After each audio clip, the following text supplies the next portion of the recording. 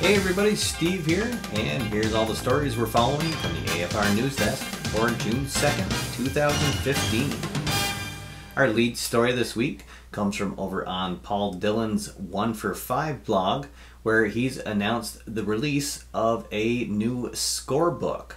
Now, a few episodes ago, I mentioned that Paul is working on a customizable scorebook project, and this is the initial release of that project, and what this is a generic blank booklet.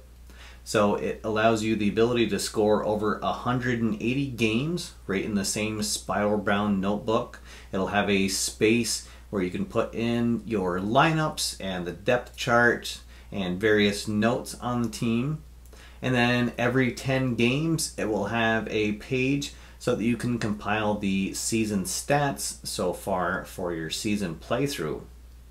It looks like a really fantastic product, and it's for sale right now. You can head on over to the 1for5.com page for more information and order your copy today.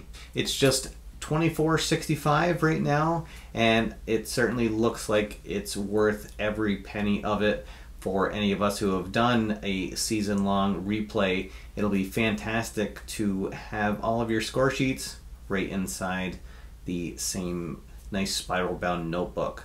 Paul, it looks fantastic, and good luck on the sale of that new product. In other news, there's a brand new baseball game that will be launching a Kickstarter campaign on July 1st entitled Roll Saga Baseball. You can head on over to their website. It's www.rollsaga.com to check out some preliminary information on the game. But the biggest feature that this will have is the game board will be customizable with a mat that rolls out for individual fields. So you'll be able to recreate the unique dimensions of such famous ballparks as Fenway and all of the other current stadiums just by rolling out a different mat. It also features stand-up cards for all of the players, for all of the managers and coaches, and even the umpires and player agents. So it definitely looks like a very interesting game. We'll be looking forward to seeing the launch of that. Again, that'll be taking place on July 1st. And until then, you can check out their website for updates on that game. And now it's time for new releases. Just one new release to talk about this week, and it's over at Downey Games, where they have launched a brand new game series entitled Downey's Final Score Lacrosse. As the name indicates, this is a quick play game that allows you to rapidly generate the final score of a lacrosse game. Initially, this is going to feature 3 yearbook releases: the 2015 College Men's and Women's, and then also the history of the Major Lacrosse League, and also the history of the National Lacrosse League. And both of those history sets contain every team that ever played in both of those leagues. Head on over to the Downey Games website to check out those new releases. They are available in both ebook and printed format.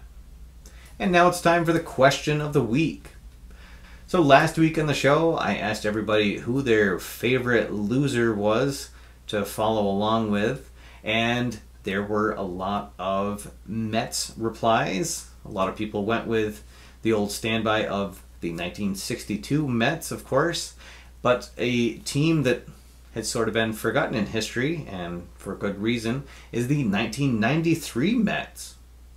I actually had to go back and look because I forgot about them myself, but that team actually featured a loaded lineup of players as well as a pretty substantial pitching rotation that managed to completely fall apart that year and win, I think it was 54 games over the season. So it was definitely an interesting season to follow, and I was glad people brought that up. It was a good little history lesson to bring up and take me back, see some old names like Strawberry and Sid Fernandez and John Franco from that 93 Mets team. For this week's question of the week, I'd like to change the tone a little bit and ask everybody, what's your favorite team that didn't quite win it all? So maybe there's a team that went all the way to the finals and lost a heartbreaking Game 7, or maybe a team that just fell short in the regular season from making the playoffs, but regardless, they were a fun team to watch. For myself, I'm going to pick the 1991 Los Angeles Dodgers. They were a very veteran team at the time. They had a lot of players that were in the twilight of their careers, but in spite of that, they finished just one game out of first place to the Atlanta Braves, of course, who went on to the World Series that year. And they had some really great names in their lineup. They had Eddie Murray, Gary Carter, and Mike Scioscia shared the catching duties, Oral Hershiser, and Brett Butler, just to name a few. And it also featured a very brief appearance by Eric Karros on that team, who played in just a handful of games before coming up the next year. So there you go. I look forward to hearing and reading everybody's comments next week on who's your favorite team that didn't quite make it. And as always, I'll feature a couple of comments on next week's show. And now it's time for channel updates. First off, I want to thank everybody who went over to the Board Game Links page and clicked on the heart for the After Further Review channel. We shot up the ranks, and now we're actually the number 27th ranked board game site over there. So again, thank you to everybody who's done that. We've also managed to stay on the hottest links list over the last few days. If you haven't had a chance, please check out the link below. It literally just takes a second to visit that page, click on the heart for After Further Review, and let's see if we can maybe crack the top 20 list. Also this week, we moved into the 720s for subscribers, so that's really fantastic. Thank you to everybody who's recently joined, and of course thank you to all of the subscribers who have been with us here since the beginning. We're just about to crack the 100,000 view mark. I think that probably this week we should pass over that. So very exciting time here at After Further Review, and we're definitely looking forward to continuing to grow here over the year. The next review I'll have up is the Red Zone, and that should be going up within the next couple of days. And as always, the news will be going up every Tuesday evening. Alright everybody, that's all for now. Thanks for watching. My name's Steve, and I'll see you next time. After Further Review.